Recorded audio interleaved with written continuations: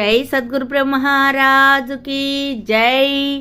శ్రీ అచలానంద సంపూర్ణాంబ సమేత శ్రీ పరిపూర్ణానంద ఎర్రగుంట సుందర రామయార్య రాజయోగి సద్గురు బ్రహ్మరాజుకి జై. శ్రీ అభయానంద చిట్టేటి కోదండరామయ్య తండ్రికి జై.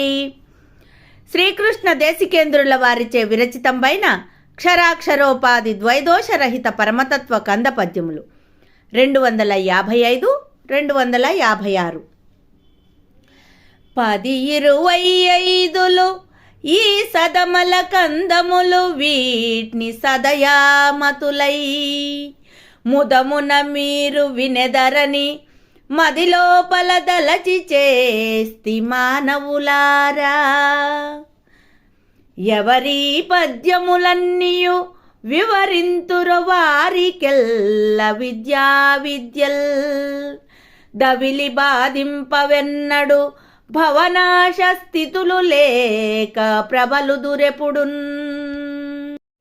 జై నిజ గురుభ్యో నమః. జై నిజగురు అనుభవానందాయ నమః. శ్రీమద్భాగవత కృష్ణప్రభు దేశికేంద్రుల వారికి విరచితంపైన 255, 256 కంద పద్యములను ఈరోజు ముచ్చటించుకుంటూ ఉన్నాం. కంద పద్యముల రచనా కాలమును తెలియజేసినటువంటి గురుదేవులు గ్రంథమును సమాప్తి చేస్తూ ఉన్నారు. ఓ మానవులారా, ఎవరితో తెలియజేస్తున్నారు? సశిష్యులైనటువంటి వారితో, సుజనులతో చెప్తూ ఉన్నారు. 10-25 ఈ సదమల కందములు వీటిని సదయామతులై ముదమున మీరు వినెదరని మదిలోపల దలచి చేస్తి మానవులారా. నేను సత్సంకల్పముతో వీటిని రచించాను. ఎలా అంటే, ఈ దుర్లభమైనటువంటి మానవ జన్మ, అన్ని జీవరాశులలో కూడా శ్రేష్టమైనటువంటిది మానవ జన్మ అంటున్నారు కదా. ఈ మానవ జన్మలో తెలియవలసినది ఏదైతే ఉన్నదో దానిని గురుదరిజేరి గురు శిష్య న్యాయముగా గ్రహిస్తారు అనేటువంటి ఉద్దేశ్యంతో నేను మద్గురుదేవులైన పరశురామ సీతారాముల కృపచేత ఈ పరిపూర్ణ బోధను గ్రహించి వీటిని రచించాను. ఎలా అంటే 10-25 అంటే 25 10తో గుణించినట్లయితే 250 కంద పద్యములు ఇవి. ఈ సదమల కందములు ఇవి ఎలాంటివి? ఇవి సత్యమైన, అమలమైన, మాలిన్యరహితమైన, ఉన్నది ఉన్నట్లుగా తెలియజేసేటువంటిది. దేనిని? ఉన్న పరిపూర్ణమును ఉన్నది ఉన్నట్లుగా తెలియచేసేటువంటి బోధ కలిగినటువంటిది, అంటే శాశ్వతమైనటువంటిది, మలినరహితమైనటువంటివి ఈ కంద పద్యములు. వీటిని ఎవరైతే వినగలరు? వీటిని ఎవరి కోసం చేశాను? వీటిని ఈ 250 కంద పద్యములు సదయామతులై ముదమున మీరు వినెదరని. మీరు ఎలాంటి వారు? సదయామతులు అంటే దయ కలిగినటువంటి వారు. మీరు నిర్దయులు కాదు, దయ కలిగినటువంటి మతి కలిగినటువంటి వారు. మీరు ముదమున మీరు వినిదరని. ఎలా వింటారు? మీరు సంతోషముతో వింటారు, అంతేగాని ఏదో బలవంతముగా వినవలెను అనేటువంటి భావనతో మీరు వినరు. మీరు అత్యంత ఆసక్తితో, అత్యంత శ్రద్ధాభక్తులతో వింటారు అనేటువంటి భావనతో, ఆ భావన నేను మదిలో ఉంచుకొని అలా తలచుకొని వీటిని రచించాను ఓ మానవులారా. కావున ఈ 250 కంద పద్యములు ఏవైతే ఉన్నావో ఇవి శాశ్వతమైన, మలినరహితమైనటువంటివి. వీటిని దయా సముద్రులైనటువంటి మీరు, దయామతులైనటువంటి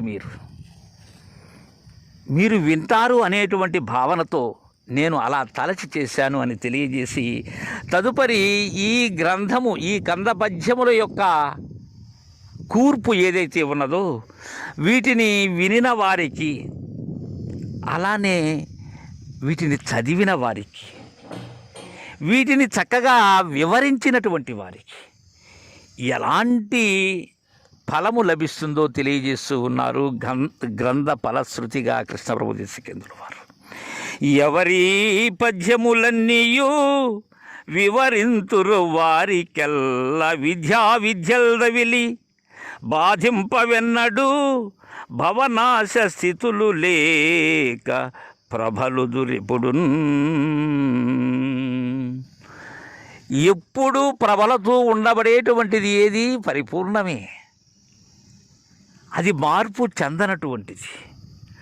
ఆ పరిపూర్ణము వలె ఉంటారు, అలా వర్ధిల్లుతారు. భవనాశ స్థితులు ఉండవు. ఈ పుట్టుక మరణము అనబడేటువంటి స్థితి ఏదైతే ఉన్నదో, రాకడా పోకడా అనే స్థితిలో కలిగినటువంటి ఈ మూలము లేని గుర్తెరిగే శరీరము యొక్క బాధ తప్పుతుంది. ఈ కలలో దోచిన రూపము యొక్క బాధ తప్పి నిరంతరము కూడా గురు మేల్కలో ఉంటారు. గురు మేలు కనినటువంటి వారు ఎవరు? నేను మద్గురుదేవుని కరుణతో రచించినటువంటి ఈ కంద పద్యములన్నీ కూడా వివరింతురో.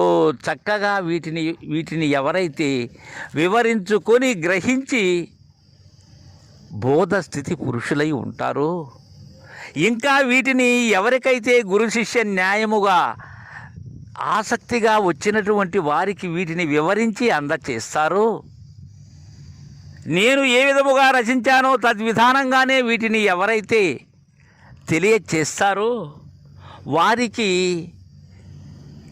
అలాంటి వారికి ఈ విద్యలు తవిలి, ఈ విద్య అవిద్య అనబడేటువంటివి లేకపోతాయి. జ్ఞానాజ్ఞాన రహితులై ఉంటారు. వారు జ్ఞానాతీతులు, మాయాతీతులు. వారు కేవలాత్మ స్వరూపులై ఉంటారు. వారు పరిపూర్ణులు. వారు అహంరహితులు. వారే అశరీరులు. వారే సత్యమైనటువంటి బట్టబయలును చూసినటువంటి వారు. అసత్యమైనటువంటిది ఎప్పుడూ లేదు అనేటువంటి విధానంలో ఉన్నవారు. వారికి ఈ విద్యలు, ఈ ప్రకృతి పురుషులు, క్షరాక్షరములు అనబడేటువంటి ఈ బాధలు వారిని ఎప్పుడూ కూడా తగులుకోవు. ఈ భవనాశ స్థితులు అనబడేటువంటి వారిని ఎన్నడూ కూడా బాధింపవు.